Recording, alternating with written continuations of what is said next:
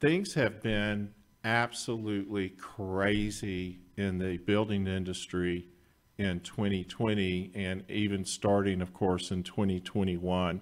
It has been nutsy cuckoo, labor shortages, COVID, material shortages, material pricing going up, and nobody knows which end is up. We can't get a permit. It's crazy. And so I invited my good friend, Phil Crone, who is the executive officer of the Dallas Builders Association and a constant figure on the local news channels because he's just such a handsome, smart guy. And so welcome to the show, Phil. How are you, buddy? I'm good, Alex. Yeah. Nutsy cuckoo is a great way to describe it. It has been a wild ride here, hasn't it? Yeah, it sure has. Yeah. And you're builders. So how many builders do you have in the Dallas Builder Association now? We've got about 400 builder members and about 650 associates. So that's a lot. That's a lot of people, and that's you. Of course, that gives you a great kind of your thumb on the button of what's going on around here. So tell us first of all, how is the health of the home building industry in North Texas right now? Housing is strong. We've had a really good year, certainly an unprecedented year. All the cuckoo things you're referring to. It was a wild ride where we went from just trying to figure out, can we keep open? Can we keep building? Can we stay operational as an industry? It was right in the middle of all that stuff back in March. And then the response and how our members and how everybody in the industry responded has just been amazing. And I think this thing that we've gone through with the pandemic has just reinforced how important housing is.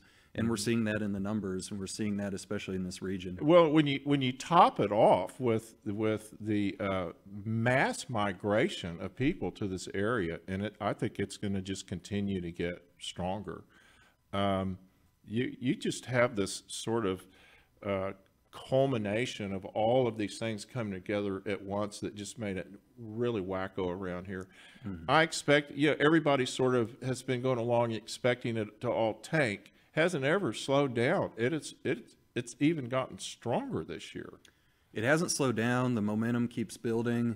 And then everyone kind of thinks back to 12, 13 years ago, the Great Recession, try to draw parallels to that. All the underlying health figures of the housing industry in terms of demand versus supply, we should try to, if we can deliver them, and there are a lot of challenges there, build 52,000 homes in the area this year. Incredible. That would be on par with those years. But if you look at just what the demand is and everybody that's moving to this region and needs a place to call home, that's a good number. That's a strong number. We're not over our skis like we were back then.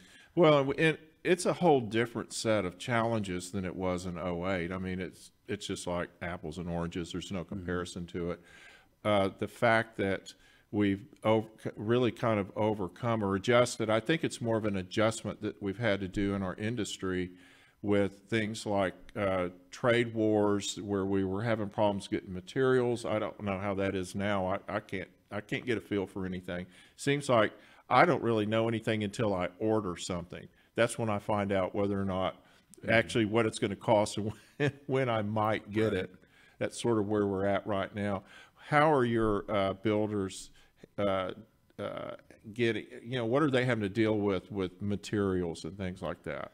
Yeah, those are some of the headwinds right now. And we're trying to tell our builders when they're working with clients, make sure that they have several different options on whatever selections they're looking for, because the materials that come out of these warehouses or are in the supply chain, it's only a COVID case or two from seeing several weeks of disruption. One driver getting sick, or 5 people in a warehouse getting sick, or something like that. You just have that chain that adds up, and it's difficult to overcome those. But it's almost like we're playing whack-a-mole on some of these materials. That it's just, it was a little bit of door locks, it's a little bit of light fixtures. It's been a whole lot of lumber. Well, the pricing is the big problem right now, and I'm doing a remodel, and I also talked to our friend Donnie Mack, and a year ago, a piece of OSB was around $10 or really less than $10 a sheet. And now it's $30 a sheet if you're lucky, if you can even get it. That is, I don't, that's going to have an impact. It has to have an impact because you don't bid jobs and, there's a delay between bidding it, starting it, finishing it. And in that time frame of 6 or 8 months, the material costs have just skyrocketed. Yeah. What's causing this? Try to summarize what probably could be a whole show and a whole segment just beating up on lumber and the big challenge that it is. But there are a lot of things from the tariffs on Canadian lumber that have been a big factor ever since 2017 when they were imposed up to 25% for lumber tariffs. And then, those got reduced here a little bit recently. I'm hoping that with the new administration, those can be overcome. But that creates an artificial market, and it creates what I think is the biggest challenge right now is on the supply side. With all this demand that we've seen and just this amazing influx of people looking for housing, you would think those mills would be running 3 shifts a day just as much as they safely can, and they're not. And the reason they're not is because they don't have to compete with the Canadian market. They don't have to, at least to the extent they would without the tariffs. They don't have really the competition that they need to avoid some of the, I would say, price manipulation that's going on right now. And I know those are harsh words, but in a normal market, you would see them firing on all cylinders and delivering everything that the market needs. Yeah, it was a quick response back in the summer, but we're past the point now where they can use that as an excuse. So they need to step up and stand and deliver what we need. Well, we've had several times in the last 20 years or so, I don't remember exactly, but through the course of my career, where there's certain types of materials where they actually will create a shortage to drive the price up. Mm-hmm. The price never comes back down. So we all just have to make an adjustment. My concern, of course, is that you drive it up to a price where then your housing becomes unaffordable. Yeah. And the pricing housing is competing with the salaries of the people that buy it. I mean, it's kind of a simple formula. You got to make enough money to pay for the house. Yeah. And if you start driving those prices up to a point to where the mid-management person, that's the person buying that house, most of them, I guess, mid-management type people, if they can't afford to buy the house, then we're in trouble. They really are, and the numbers bear that out because 2010 versus 2020, looking over a decade, median home price back in 2010, $197,000. Median home price in 2020, about $327,000. And wages for the same house. For the same house, wages have only basically the median house, half are less expensive, half are more expensive in this market. And wages have only gone up by about half that much. And now with the pandemic, you've got a lot of haves and have-nots in terms of what sectors have done relatively well and the people who are struggling. We need to focus on those who are struggling, who don't have a place to call home and don't have an affordable place to sleep at night.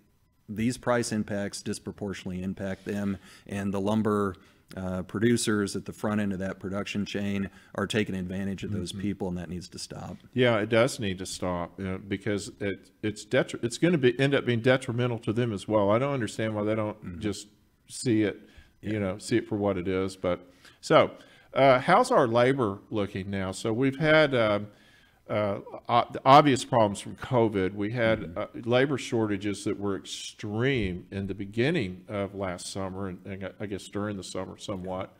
Are we getting any balance there with our labor? We are a little bit. I haven't seen quite the numbers that just kind of bear out what the picture looks like post-pandemic versus pre-pandemic. I can tell you just from surveys of our members that the supply challenges and the permitting challenges have elevated above labor in terms of what they're worried about, but it just all contributes to the affordability concerns that we have. And I think it underscores the need to look at our trade schools, our community colleges, which our association has partnerships with, because you can't be a catering manager on Friday and be a construction manager on Monday. You need to get the training, and you need to reorient those skills. And this is a great time to put our resources behind those programs because they can help meet the need. Yeah. We are in sort of a transition labor-wise. It's been a real problem for people where you simply don't have enough people. And part of it was just that the demand being put on the contractors and the subcontractors, where I talked to one the other day and he said, well, I used to have 6 guys on a job and now I've got 2 guys on a job doing the same job because I don't have enough people, I can't find enough people, and I've got this massive demand for my business. And so it's interesting to see how this all unfolds. And then of course, you take the COVID thing and the people working out of home and things like that. It's a whole new world than it was a year ago. There's a training component to it. There's, I think, a try to work more efficiently component to it, and the conversation that we'll start to have here soon with the administration and Congress. There's a immigration component with it. Yeah. There are a lot of people that we rely on that are on the job sites that need to have the opportunity to step confidently out of the shadows and into the workforce in a way that they can rely on and their families. Well, and as well. contribute. I mean, everybody has to contribute. Now we're going to have, I'm concerned that we're going to have another problem of a massive amount of people coming into the country competing with the people we already have, and driving those way, or kind of maybe not driving them down, but competing with those wages that they already have that really aren't enough. I mean, it's hard to survive with the wages you make in construction. I know, sounds crazy. People are like, how much are you paying them? Well, it costs a lot of money to live in a big city. It's expensive. Let's talk about this permitting issue in the city of Dallas. I know this is one of your most favorite things. Yeah, I'm it looking gets for you my on the soapbox news to all step the on. time. Yeah, right. Well, city of Dallas has done a major ball drop. I've heard it described many ways. That's probably the most G-rated way. And that's hard for me to do. And they have completely screwed up the permitting process, and now they're in, I guess, a new format now where they're doing third party, which I hope they can somehow work with the third party people. We'll see how that goes. Give us kind of a synopsis of what happened and where you think it's headed. Sure. The quick synopsis is the city really, prior to March, was unique in the fact that you could walk in with a set of plans and leave with a permit in a matter of hours. Sometimes it would take you longer to park at the Oak Cliff Municipal Center than it did to actually get the permit. It's almost no exaggeration. It was beautiful. It was beautiful. Yeah, and they had a really, for all the challenges in Dallas on the development side, the permitting side was a real helpful thing at the end of it. So you go into this socially distant world that we all have to live in March and make those transitions. The city had piloted a program, online permitting, same software that a lot of other cities use. But the way that they rolled it out and the divergence from the best practices and all these other things created a perfect storm with the system and a department that just was not ready for prime time when it was time to make that transition. Every other city in the region, admirably to their credit, did it in a matter of days or a matter of weeks. And the city of Dallas has just not gotten there. We've seen permits, again, think of something that used to take a matter of hours. Permit delays have gone up to 15 weeks. Yeah. And they've been kind of bobbing around, maybe 11, 13 weeks, up to 15. Now they're down to 9, but it's still way longer than it needs to be. And that affects, on the back end of that affects a lot of parts of a project.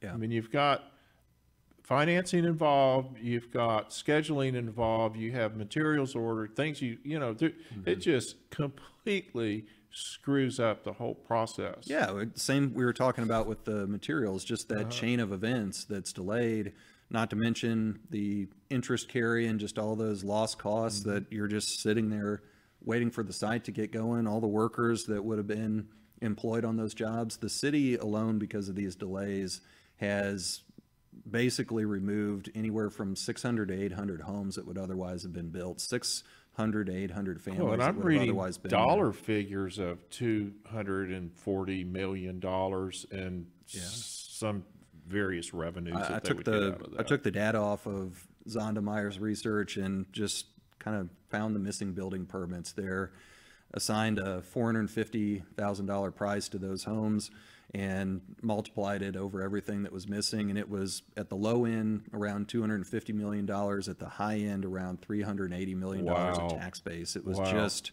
I was getting puke emojis back from council members that I shared it with.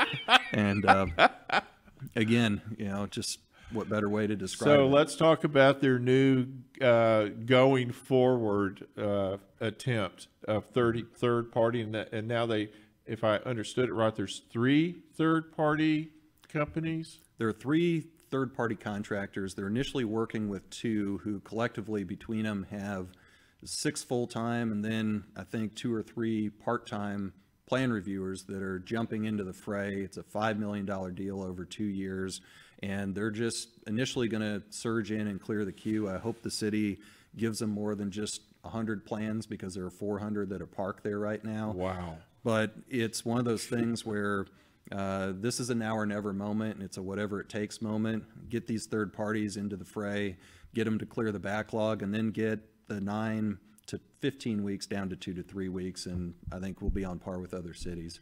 How are your projections for the going forward business in 2021? How are your builders feeling?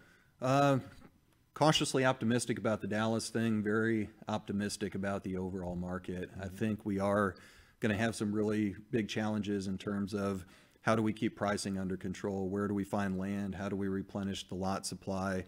Some of these things from the unprecedented demand, the other material issues that we just talked about, those are challenges, but all the underlying demand, everything is looking really good. But we have to get those medium to lower wage jobs back online. We have to get through this pandemic, and we have to find a place for them to call home as well. This can't be single family housing, multifamily housing can't be a place for the privileged few, because you have so many societal problems that happen if you don't address that issue. When your workers have to be able to live in town, and I'm going to have a discussion in just a little bit about that.